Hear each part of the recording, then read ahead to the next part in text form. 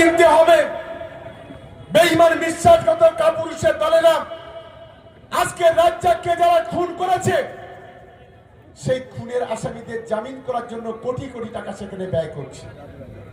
আমাদের কাছে কিছু তথ্য এসেছে, আমি আগামীকাল সন্ধ্যাবেলা আমি 100 জন আমাদের নেতা যারা আছেন এই ভাঙড়ের মাটিতে তাদেরকে আমি ইনভাইট করছি। আমি রাত্রে সকলকে ফোন করব, আগামীকাল যেখানে ডাকবো সেখানে আপনারা পৌঁছাবেন। কারণ এই বেঈমান গাদ্দার বিশ্বাসঘাতকেরা আজকের একটা গভীর চক্রান্ত করছে।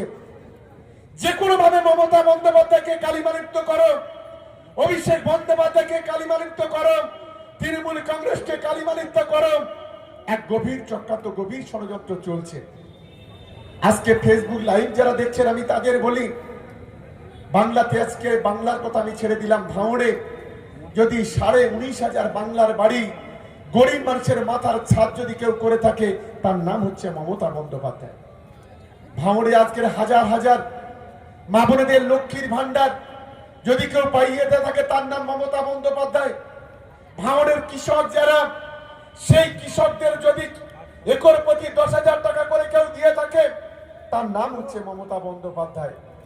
ভাঙড়ের সন্তানরা যারা লেখাপড়া শিখছে, যারা 9, 10, 11, 12 পড়াশোনা করছে, কারোর সবুজ সাথী সাইকেল, কারোর ট্যাব কেনার জন্য 10,000 করে টাকা যদি কেউ দিয়ে থাকে তার নাম হচ্ছে মমতা বন্দ্যোপাধ্যায়।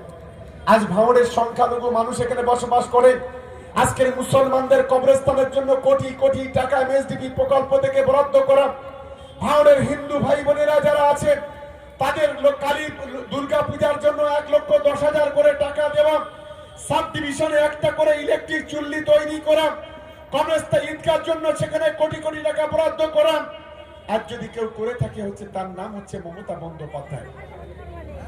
আমি তাই ভাঙড়ের মানুষের বলি, আজকে যে সমস্ত দাঙ্গাবাজের দলেরা গত 5 বছর ধরে ভাঙড়কে অনুন্নয়নে ভরিয়ে দিয়েছে, আজকের গোটা ভাঙড় জুড়ে গ্রামে গ্রামে ঢুকলে সেখানে কোনো রাস্তাঘাট নেই, সেখানে পানীয় জল নেই, ভাঙড়ের বিধায়কের কোনো দায়িত্ব নেই। এখানে এসে উন্নয়নের জন্য দুটো কথা বলা, ভাঙড়ে একটা অ্যাম্বুলেন্স কিনে দিতে পারে না, ভাঙড়ে গরিব মানুষের পাশে যে দাঁড়াতে পারে না, শুধুমাত্র মাথায় টুপি দিয়ে আর মিথ্যা কথা বলে ভাঙড়ের মানুষকে যে কলুষিত করা, সেই চক্রান্ত ষড়যন্ত্র আজকে এখানে করছে, তার বিরুদ্ধে জনমতকে আমাদের সংগঠিত করতে হবে। আজকের একটা ধর্ষক বাবা, তার দ্বারা কাজ হচ্ছে না, আরেকজন খিস্তি বাবাকে নামিয়ে দিয়েছে ভাঙড়ে, আরেকজন সুবিধাভোগী বাবাকে নামিয়ে দিয়েছে, আর আরেকজন হিটলার বাবা। এই 4টে বাবা প্রতিদিন প্রতিনিয়ত তৃণমূল কংগ্রেসের বিরুদ্ধে কথা বলছে। আমরা বলছি